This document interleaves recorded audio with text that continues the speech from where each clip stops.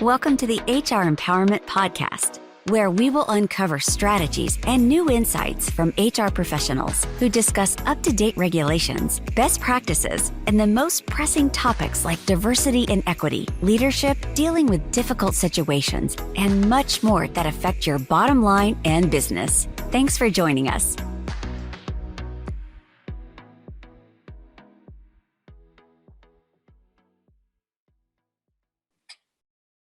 And welcome to today's Trusted Advisors panel, Embracing People Differences Through Empowerment. In talking about the differences of people, because we have 7 billion different people on this planet. No two people are exactly alike. Even an identical twin is completely different. So the quicker that we get to that and understanding that's a fact, it makes this a lot easier, I think, for then people to navigate this. The other thing that's happening here in this realm around embracing people, I think, also needs to really focus a lot on retention, because we work so hard to acquire someone. At the end of the day, when we created, to Leslie's point, potentially an unconscious bias for someone that has an existence. I encountered lots of unconscious bias when I was trying to find employment. And I have to tell you, the biggest thing that helped me as an individual person mitigate unconscious bias was by positioning my difference with inherent value, by sharing the economic statistic of why it's important to have someone like me on your team. And then not only sharing the statistic, but then backing it up with actual real power numbers that can drive the metric, and share that this is what I did. I did $3 million in new revenue business every year for 3 straight years as a bank employee at PNC Bank. And literally that was showcasing why it was so important to get past the bias of having someone like me join your team. And anyone can potentially do that. So an individual can drive that impact through their differences to show someone by sharing that information. But as a person who's making the decision on the talent in your organization, whether that be retaining them or recruiting them, either way, they have to be able to better understand the 10 most common differences that we hold as humans.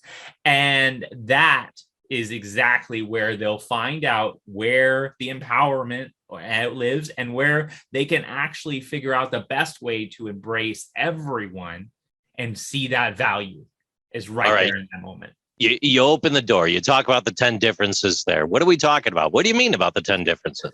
I mean, the ones that I studied was, of course, ability, age, social economic class, educational level, ethnicity, gender, religion, sexuality, race, and then language. So what you speak, how you position yourself, what you look like, what you do, and how you operate in this world. And there's other differences, right? But a lot of them kind of fall into some of those other categories. Empowerment. Can someone be too empowered? Can someone be too confident?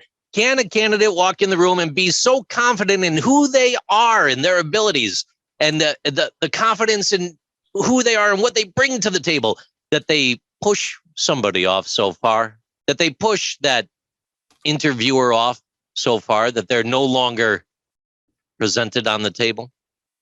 Yeah. And let me take this one. Yeah, absolutely they can.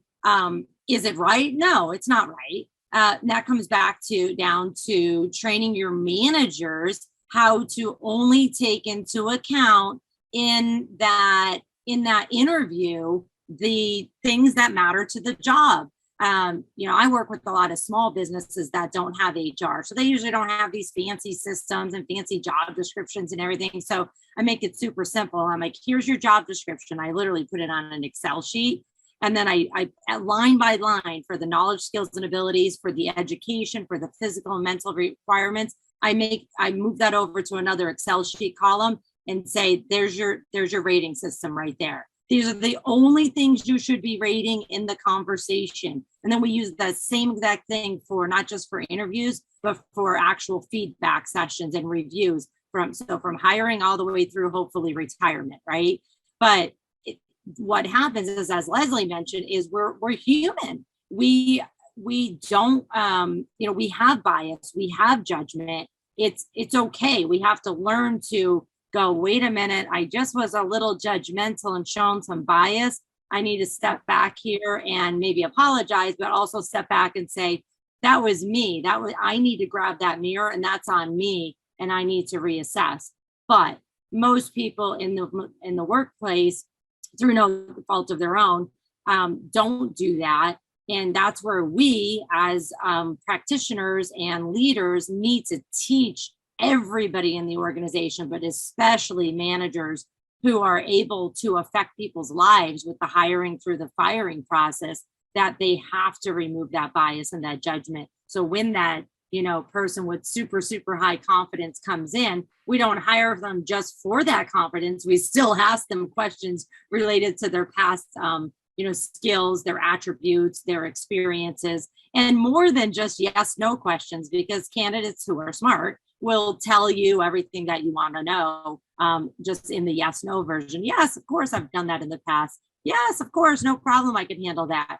Instead of asking more specific questions of, tell me a time when. And I know we all hate those questions, like, tell me a time when, whatever. Oh, here's this. But when you hear it on the other side as a manager, like, okay, they actually do know what they're talking about. And I'll give you an example. I have a client that just did that. The manager rushed through the process, the hiring process, for like a sales type job, a remote sales job. And they just asked yes, no questions because they were desperate. They hired a candidate, and that candidate, while they might be okay with customer service and talking to people, they weren't closing any deals, and they did not have technology skills to work remotely on their own. And, shame on that manager, but that manager quickly learned, I need to ask other questions during the interview, which we already had that set up.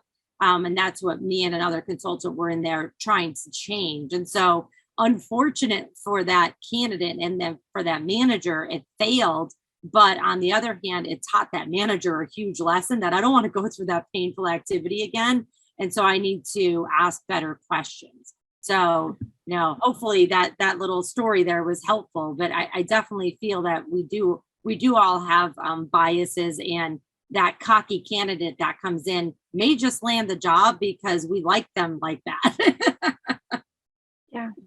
Yeah. Can I step into the judgment piece for just a moment?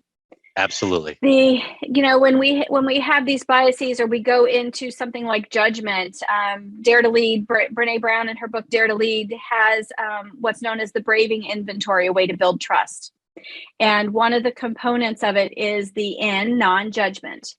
And that's hard. And when I work with people, that's one of those things that they struggle with getting past, because we've grown up where we're judging. I remember when, so Ashley, you mentioned twins not being alike. I had identical twin sisters who are completely different. I mean, different ends of the kind of the polar opposite, should I say. But I remember as little girls, we would go to the mall because the mall was a big deal. And we would say somebody had a hair do or a hair don't, like really straight into judgment as little kids. And the opportunity becomes, how do we step out of judgment and just look at the facts? And the facts, if we just take that perspective, it changes the game versus creating all of this stuff around it, creating the stories, stepping into judgment. If we just look at the facts, it can save our hides and keep us out of court as well. Thank you for joining the HR Empowerment Podcast, brought to you by Aurora Training Advantage. We hope you've gained new insight and strategies to navigate the HR profession. We look forward to you joining us again on the HR Empowerment Podcast.